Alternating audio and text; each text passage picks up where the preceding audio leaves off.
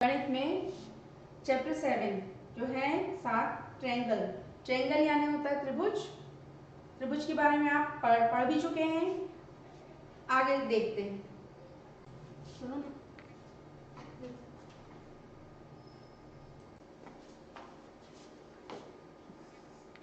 पढ़ते हैं सर्वांग समता त्रिभुज में। ठीक है, सर्वांग समता का अर्थ है सभी प्रकार से समान होना। वे आकृतियां जिनके समान आकार और समान माप की होती हैं, अर्थात एक ही बने दो, एक जैसे मान लो कोई हमने इसके लिए उदाहरण देते हैं आपको, दो कॉइन लिए, ठीक, अब उनकी जो है वो एक दूसरे को कवर कर ले। जैसे एक कॉइन और हमने इसके ऊपर रखा दूसरा कॉइन, ठीक, तो ये क्या हुआ, एक दूसरे को उन्होंने कवर किया, ठीक, कवर अप किया, यानी वो क्या है, सर्वांग सम।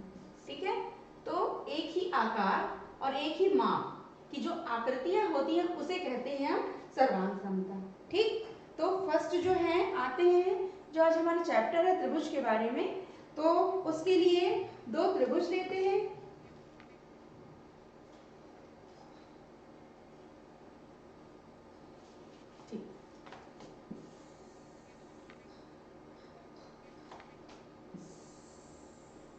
दो त्रिभुज जिनके आकार और आकृति एक समान है लेते हैं, इसको मानते हैं ए बी सी। दूसरा त्रिभुज मानते हैं डी ई एफ। ठीक, इसके ये क्या कहलाते हैं, शीर्ष कहलाते हैं। आप पढ़ चुके हैं पिछली कक्षा में, कोण भी हैं और भुजाएं भी हैं। ठीक, ये हो गया। अब पहला है सर्वांग समता के लिए शर्त होती है, शर्त नंबर 1 फर्स्ट है कि समान त्रिज्या वाले वृत्त जो है वो सर्वांग सम होते हैं। समान त्रिज्या वाले वृत्त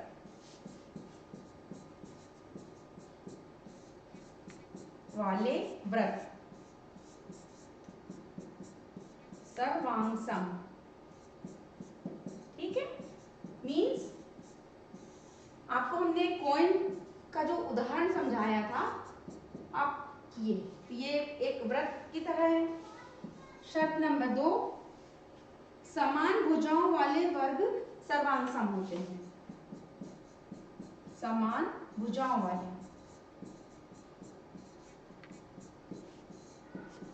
वर्ग सर्वांग सम होते हैं।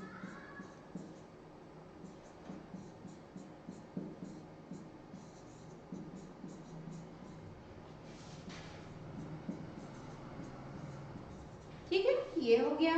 अब तीसरा आता है कि यदि एक त्रिभुज ए बी सी और त्रिभुज डी ई एफ एक दूसरे को अध्यारोपित करें, यानी जो डी ई एफ है ये ए बी सी के यहाँ पे पूर्णतः उसको ढक ले, तो समान आकार और समान भुजा हो जाएगी, तो इसे कहेंगे सर्वांग सम। त्रिभुज ए बी सी और त्रिभुज कौन सा, डी ई एफ। ठीक है, ये कहे जाएंगे क्या, सर्वांग सम कहे जाएंगे। ठीक, इसके बाद इसके कोण भी बराबर होंगे। 4 पॉइंट हो जाएगा। त्रिभुज ए बी सी सर्वांग सम का चिन्ह इस प्रकार व्यक्त करते हैं। देखिए बच्चों, दो इक्वल टू के दो लाइन और ये इस प्रकार एस। ठीक, त्रिभुज क्या हो जाएगा, डी ई एफ की। ठीक, 5वां पॉइंट हो जाएगा कि कोण ए सर्वांग सम होगा कोण डी के। ठीक है, ये ए कोण और जो डी ये बराबर होगा। ठीक इसी प्रकार कोण बी सर्वांग सम होगा ई के, कोण सी सर्वांग सम होगा कोण एफ के। दूसरा कि भुजाएं भी बराबर होंगी। ये त्रिभुज की जो भुजाएं हैं ये हैं, ऐसे डिनोट करते हैं भुजाओं को, तो ये बराबर होंगी। ठीक, तो ए बी भुजा, ये कौन सी भुजा है, ए बी भुजा। ठीक, ए बी भुजा किसके बराबर होगी, डी ई के। बी सी भुजा किसके बराबर होगी, ई एफ भुजा के। और सी ए भुजा बराबर होगी डी एफ के। ओके, ठीक है। बारे में भी आपको क्लियर हो गया और भुजाओं के बारे में। ठीक,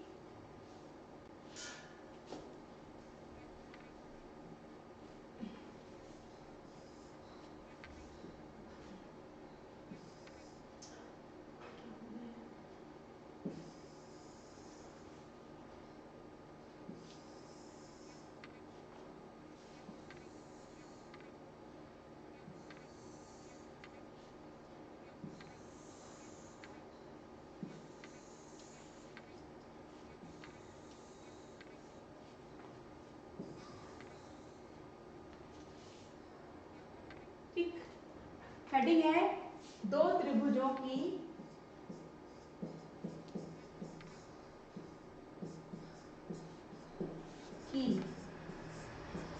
सर्वांग समता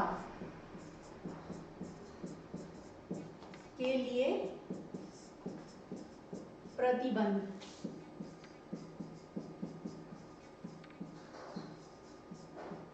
ठीक, तो पहला आएगा इसमें कि दो त्रिभुज सर्वांग होते हैं, लाइक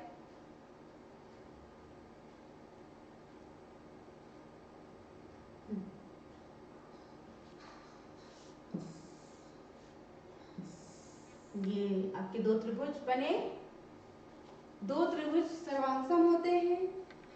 पहला है भुजा कोण भुजा गुणधर्म। फर्स्ट आएगा भुजा कोण भुजा। ठीक, भुजा कोण भुजा ये। अब भुजा को क्या लिखते हैं, साइड, तो एस। कोण को लिखते हैं एंगल, तो यानी ए, और फिर से भुजा यानी एस। ठीक, एस जो है दो है, तो दो एस है, तो दो भुजा हो गई, पहली भुजा ये और ये दूसरी भुजा। ठीक, यहाँ पहली और ये दूसरी, और एक कोण हो गया। माना कि ये कोण ले लिया, ये वाला ये हमने। ठीक है, इसका मतलब कि जब दो भुजाएं और एक कोण होती है तो उसे भुजा कोण भुजा सर्वांग समता कहते हैं। ठीक, तो इसको बोलते हैं SAS रूल। ठीक है, इसमें को याद करने के लिए बता रहे हैं, इसमें क्या लेंगे, दो भुजाएं। ठीक है, वो दो भुजा लेंगे, कौन सी लेंगे, AB, ये C है, और DEF। ओके, तो दो भुजा ले ली, AB पहली भुजा हुई, और दूसरी क्या ले ली है, AC। ठीक है, ये भुजा और एक कोण, कोण लिया है, कोण एक, कोण कौन सा लिया है, A वाला। ठीक है, तो ये एक कोण जो है किसके बराबर है, कोण D के बराबर। ठीक, और एक भुजा AB और AC, ये बराबर किसकी होगी, भुजा DE और भुजा DF की। ठीक है, तो इसको कहते हैं भुजा कोण भुजा सर्वांग समता। ठीक, अब दूसरा देखते हैं। दूसरा है कोण भुजा कोण सर्वांग समता। कोण भुजा कोण। ठीक, नाम से स्पष्ट है कि कोण यानी कितने होना चाहिए, इसमें दो होना चाहिए। ठीक, तो कोण को क्या लिखेंगे, AS मतलब भुजा साइड, कोण मतलब एंगल। ठीक है, इसमें कितने होने चाहिए, दो कोण और एक भुजा होनी चाहिए। ठीक, तो इसको ASA रूल कहते हैं। तो इसमें दो कोण, ठीक, और एक भुजा उपयोग होती है। ठीक, कोण कोई से भी ले सकते हैं आप, कोण आप ले लीजिए, A ले लीजिए, B ले लीजिए, या B यहाँ और एक D ले लीजिए, पहला कोण, इसके बाद दूसरा C और S। ठीक, और एक भुजा, भुजा कोई सी BC ले लीजिए, तो ये हो। ठीक, तीसरा लेंगे हम,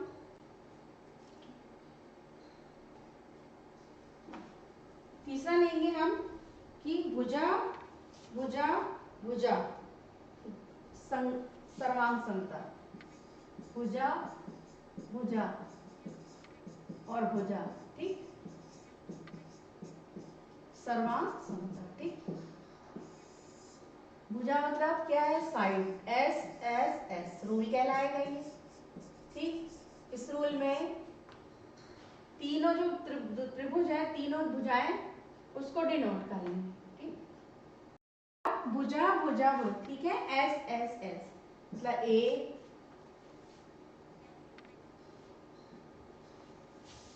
ए, हाँ, बी सी, ये शीर्ष हुए, डी ई और एफ, ठीक है। अब इसमें भुजाएं लेना है, 3 भुजा लेना है। पहली त्रिभुज की एक भुजा हो गई ये, दूसरी भुजा BC और तीसरी भुजा हो गई C से A, ठीक है, 3 भुजाएं ये हो गई। तो पहली भुजा को कैसे लिखेंगे हम, भुजा AB, ओके। फिर लिखेंगे भुजा, क्या लिखेंगे, BC, दूसरे नंबर की भुजा CAC, हाँ, भुजा AB के क्या है, 1, भुजा 2 और भुजा ये 3, ठीक है। ये किसके बराबर है, सर्वांगसम होगी भुजा, इस त्रिभुज से हम क्या कर रहे हैं, इसको तुलना कर रहे हैं इसकी, तो DE, ओके, भुजा DE हो गई। ये भुजा किसके बराबर हो गई, BC, B और C और E और F हो गई, ठीक है, भुजा EF, ओके। अब भुजा EF के बाद क्या है, DF, ओके। तो इसे कहते हैं SSS रूल कहलाता है, ठीक। अब एक और कोण कोण भुजा गुणधर्म, अगला आता है 5, कोण कोण भुजा गुणधर्म,